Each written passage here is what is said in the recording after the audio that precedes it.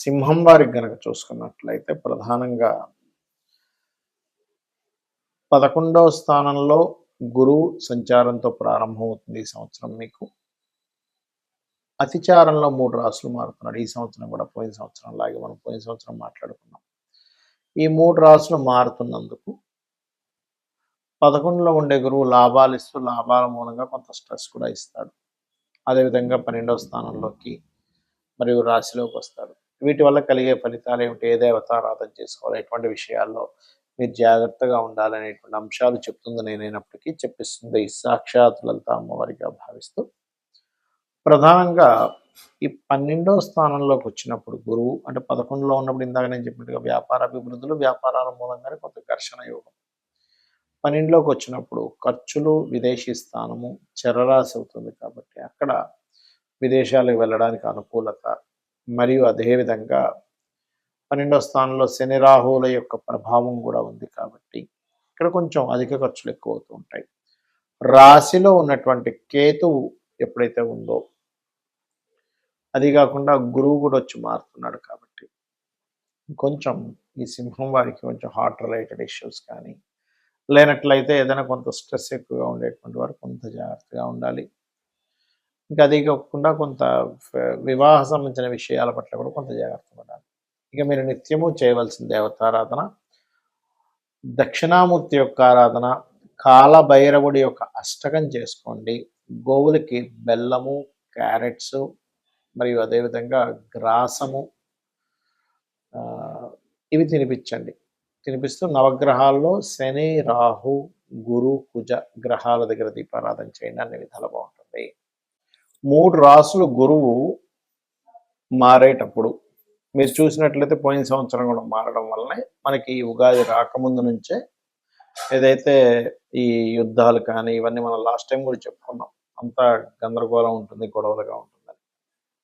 మనకి శాస్త్రంలో గురువు కనుక 3 రాసులు మారితే యుద్ధాలు రావడము, అది కాకుండా ఇప్పుడు వాయుతత్వ రాసుల్లో వచ్చినందుకు టోర్నడోస్ అంటారు చూడండి, సుడిగాల్లో గిర్రం తిరుగుతూ ఉంటుంది, వాయువు సంబంధించిన. సో వాయు సంబంధించినటువంటి ఇబ్బందులు వస్తూ ఉంటాయి, గుర్తుపెట్టుకోండి. ఉగాదికి ముందు నుంచే ప్రారంభం అవుతుంది అది.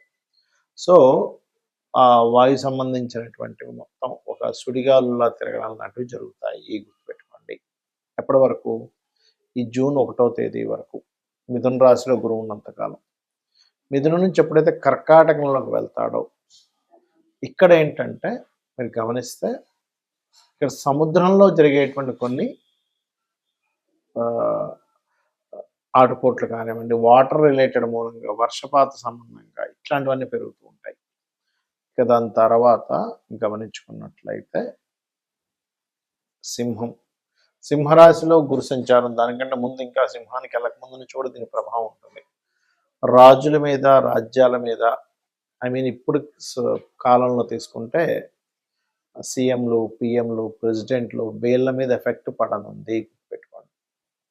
అయితే ఇది ఒకటేనా అంటే ఈసారి మనకి ఈ సంవత్సరం రావడం కూడా, ఈ కొత్త సంవత్సరం కూడా కాలసర్ప యోగంలో వస్తుంది. అలాగే మరొక విషయం ఏంటంటే ఇక్కడ గమనించినట్లయితే ఈ యొక్క గ్రహస్థితి ఏదైతే ఉందో, ఈ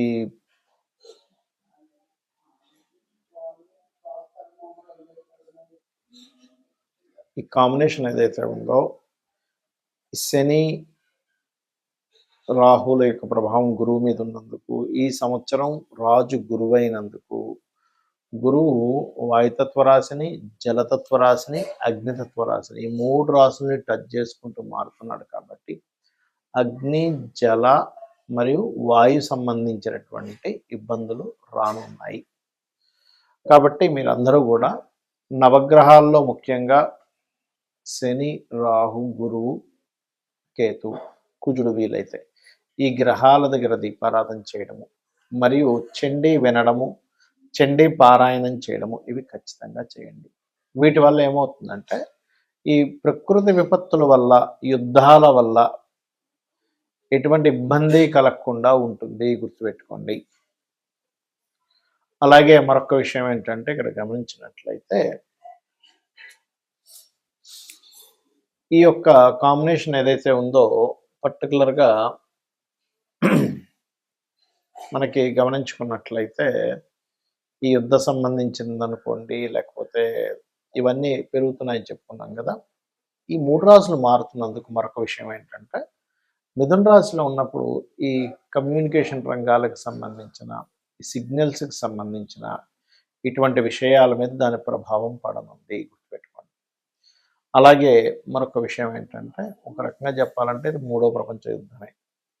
ఇంక దానిలో ఎటువంటి సందేహం లేదు. ఎందుకంటే మనకి శాస్త్రంలో గురువు గనక 3 రాసులు మారినట్లయితే 7,00,00,000 జీవరాశులకి ఇబ్బంది అని చెప్పడం జరుగుతుంది. 7,00,00,000 జీవరాశులకి.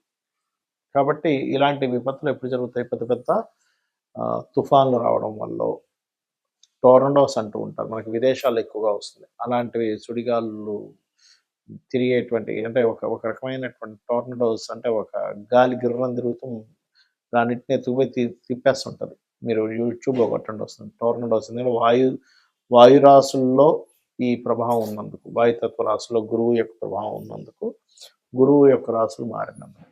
కాబట్టి ఈ గురు రాశుల్లో ఉన్నంత సేపు కూడా ఏంటంటే మీకు కాస్త ఎవరితోనైనా ఏదైనా మాట్లాడేటప్పుడు కాస్త జాగ్రత్తగా మాట్లాడాలి. చిన్న చిన్న విషయాలకు కూడా మిస్‌కమ్యూనికేషన్స్ అవుతూ ఉంటాయి సామాన్య ప్రజలకి.